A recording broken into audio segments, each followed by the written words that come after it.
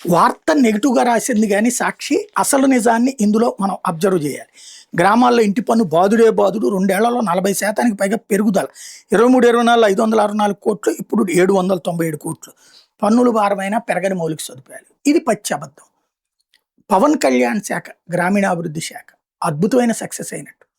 అదే సందర్భంలో ఆయన పదే పదే ప్రెషర్ చేసింది అదే. పన్నులు ఎగ్గొట్టడం. గ్రామీణ ప్రాంతాల్లో పన్నులు ఎగ్గొట్టడం ఏందయ్యా?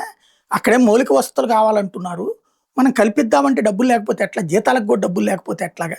అంటే గ్రామీణ ప్రాంతాల్లో మొహమాటం ఎక్కువ. ఉండే ఆ 100 కుటుంబాలు, 500 కుటుంబాలు, 1000 కుటుంబాల్లో సర్పంచ్‌కి అందరికీ తెలుసు ఎవరు పన్ను ఎగ్గొడుతున్నారు. ఏందయ్యా పన్ను కట్టకపోతే ఎట్టాగా అని అడగరు వీళ్ళు.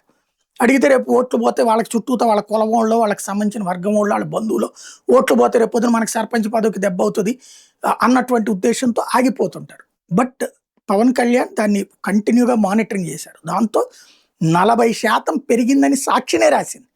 అయితే మౌలిక వసతుల కల్పనలో విఫలమని రాసింది. అది పచ్చి బూతు.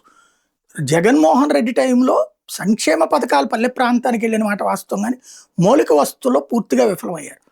అక్కడ ఒక అదేది హాస్పిటల్ కట్టారు, నాడు నేడు కింద స్కూల్ బాగు చేశారు, అలాగే ఈ రైతు భరోసా కేంద్రం పెట్టారు. యాక్సెప్ట్ చేస్తాను నేను. కానీ రోడ్లు వేయడం, కాలువలు కట్టించడం, డ్రైన్లు కట్టించడం, మంచినీటి వసతులు, మరుగుదొడ్ల నిర్మాణం ఇట్లాంటి వాటిట్లో వెనకబడ్డారు. పట్టించుకోలేదు. ఈ పథకాలు ఇస్తున్నాం కదా అని. అదే పల్లె ప్రాంతాల్లో కూడా వైసీపీ ఓటమికి కారణమైంది. కాబట్టి మౌలిక వసతుల కల్పన అప్పటితో పోల్చుకుని నేను ఈ మధ్యన చూశాను కొన్ని పల్లెటూళ్ళలో. చక్కగా రోడ్లు చాలా చోట్ల రోడ్లు గుంటలు పడ్డాయి పోడ్చడమో, లేకపోతే రోడ్లు వేయడమో జరిగింది. జగన్ టైంలో 5 ఏళ్లలోనూ జరగలేదు, చిట్ట చివరి 3 నెలల్లో 4 నెలల్లోనూ చేశారు కానీ అది అరకొరగానే చేసుకొచ్చారు. అలాంటిది ఇప్పుడు చక్కగా రోడ్లు ఎప్పటికప్పుడు వేస్తున్నారు, మౌలిక వసతులు మెరుగుపడుతున్నాయి. అది ఒప్పుకుని తీరాలి. సేమ్ టైం ఆదాయం పెరిగింది.